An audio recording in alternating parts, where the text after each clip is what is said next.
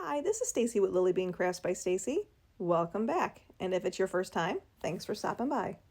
I purchased a couple of templates from Custom Designs by Shell on Etsy, and I'm going to go ahead and use that in today's tutorial. I am going to preface to say that they are not for beginners. I am starting with a 24-ounce plump from the Tipsy Magnolia that I've already cleaned and prepped and spray painted it this blue color from Color Shot Spray Paints. And I am going to be doing a full solid glitter color on this, so I wanted to give it a really cool opalescent look. So I went in with Carnation from Rae Creations, which is a chunky mix.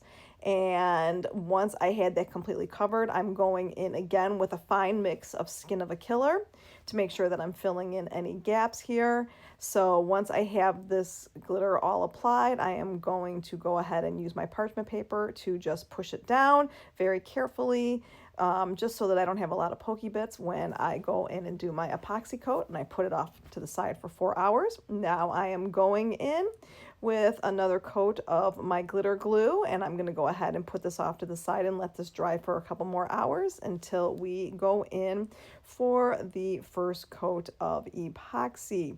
And once I get it on to my spinner, I am going to go in with 20 mLs of my Flynn Sisters Fast Set Epoxy. I'm going to go ahead and get this completely covered. I'm going to let it spin for about 2.5 hours, and then I'm directly going to go in with another. I actually went in with 15 ml. With this being so chunky, I wanted to make sure that I had it totally covered so I can work with a smooth surface when I start working the template.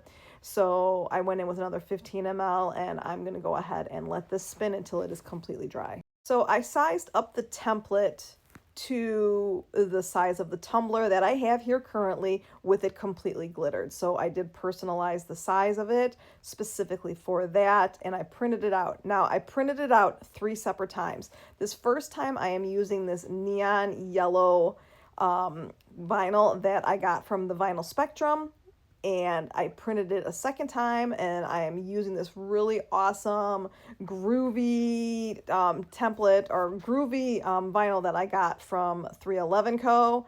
that I absolutely love. And I printed it out on there, and then I'm also going to print it out on some white for some outlining.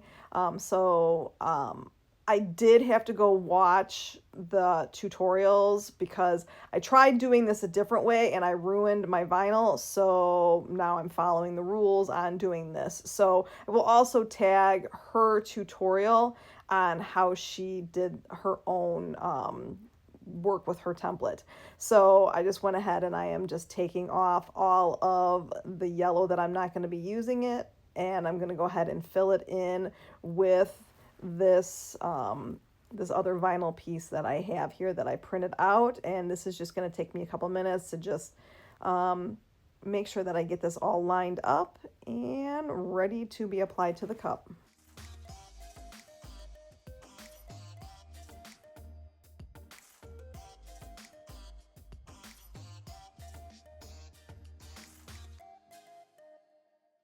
This was a bit of a time-consuming project, doing it this way.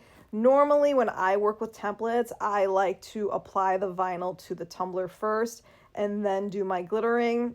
But I really wanted the finished cup to have the 3D look where the glitter was on the bottom and then the vinyl just looks like it's on top of it, which it actually is.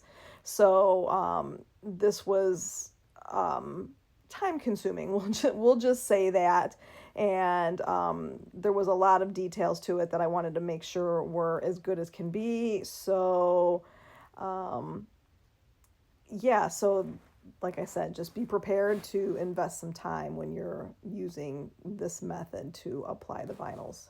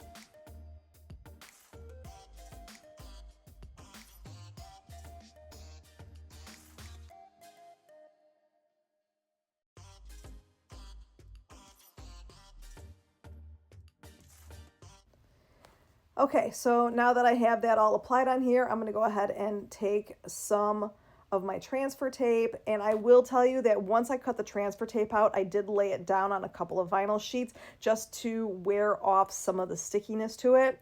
And then I'm going to go ahead and trim this down as close as possible to where the template is going to be applied to the tumbler. I wanted to make it as easy as possible for me when I actually go and do the hinge method to apply this. And so that is exactly why I am cutting it. I started off by doing the hinge method like I normally would. I am going to trim off a little bit here at the top, and this is where I say it's not for beginners. This was challenging just because of all the open spaces in it. So I started off like I normally do. I'm just going to kind of peel this back. I would normally peel it back far and just like a half of an inch just so that I could cut it. But this time I just wanted to go a little bit farther with it, and I just rolled it over. I didn't bother cutting it. Now I'm just going to go ahead and try to get it as lined up as close as possible. I will be putting a vinyl strip over this where it meets up. So it did not have to be perfect, but I always try to get it as close as possible. And then I'm just going to go ahead and just start slowly applying this like I normally would. This is where it starts getting a little bit tricky for me.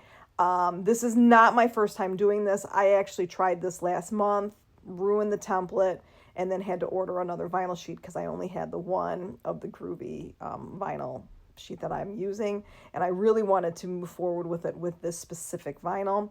So I just decided to take my time and just remove everything as good as I possibly could. Some of these super skinny lines did move on me, and you gotta just like take a second and just breathe and just know that you have to be patient with it. Once I couldn't get them to move, I decided to just go ahead and lay it as it was. And then I knew that I had the ability to take my X-Acto knife and do a little bit of trimming and just manually move things to where I needed them to be. I did get it lying down until it was about just here so that I could start taking off this transfer tape on the one side. And then I got it all laid down. There are several flaws in it right now, but that's okay. Like I said, this vinyl worked really well. It's a permanent vinyl, but it worked really well for moving for me. It did not give me a lot of complications by pulling it up. So I did just take the time to go through each one of them that was messed up. I just trimmed it with my X-Acto knife and just moved it to the position that I wanted it to be, where I felt it needed to be to make the template work. And I just I probably invested an extra hour into this template than I normally would. It's totally worth it in the end, but you really have to be patient.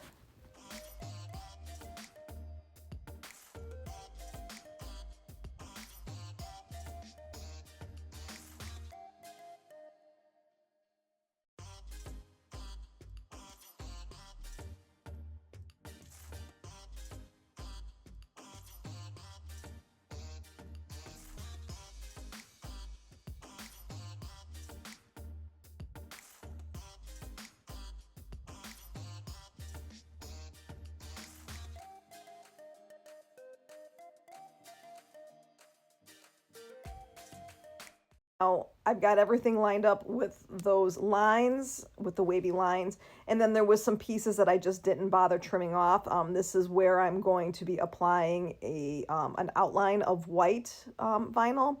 But what I'm going to do is I'm going to get this all cleaned up, and then I'm going to get a coat of epoxy on it, and then I'll apply all of those details to it after I have all of this sealed and set.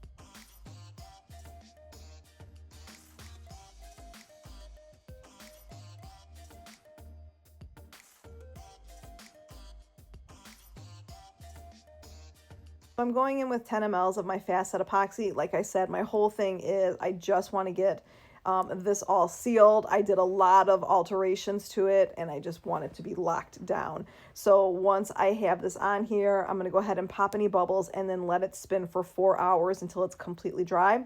And then I will start working with the little vinyl pieces. Now I will say that I wasn't going to be doing anything with the wavy lines, so I did take the template and I cut out only the floral part that I needed, and because I just didn't want to waste a bunch of my white vinyl.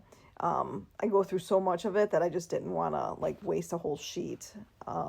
So I'm just going to go ahead and take my time and just apply this. One of the reasons why I did seal it before is now I'm working with a smooth surface, so it's really easy for me to just lay all of these little pieces that are just so little and fine exactly where I need them to be.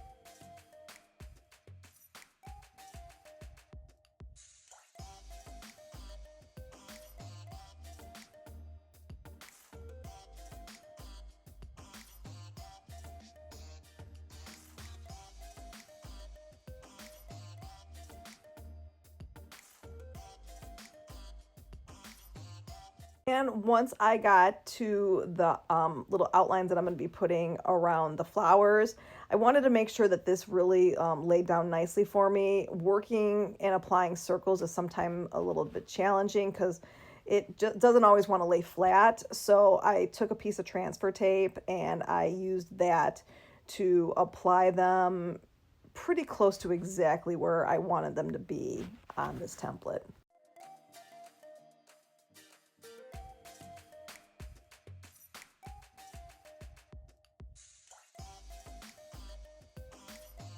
Because these little white pieces are extremely thin, once I had everything laid down, I did take a little bit of my clear nail polish and I just sealed all of those little pieces in just to make it so that when I apply the epoxy in a couple minutes that it doesn't lift up on me. And I think one of them still lifted up, but it was because it was just so thin that it didn't surprise me that that happened a little bit. So after I let this nail polish dry, I'm going to go ahead in with another 10 mLs of my fast set epoxy. I'm going to let this spin for 4 hours and then I'm going to go ahead and sand it down, and then I'm going to go in with 10 mLs of my Flynn Sisters Artist Cure resin, which is going to give it that fantastic shine, and then it will be done after it dries. I did do a glitter butt on it, which I did not videotape, but I have done it several times. Here is the finished product. I really love how the colors come together. Like I said, it has a bit of a 3D look to it. The vinyl just looks like it's just standing apart from the glitter, which is exactly what I wanted. And if you like this tutorial, please hit that like and subscribe button, and I'll see you again next week. Thank you so much. Bye-bye.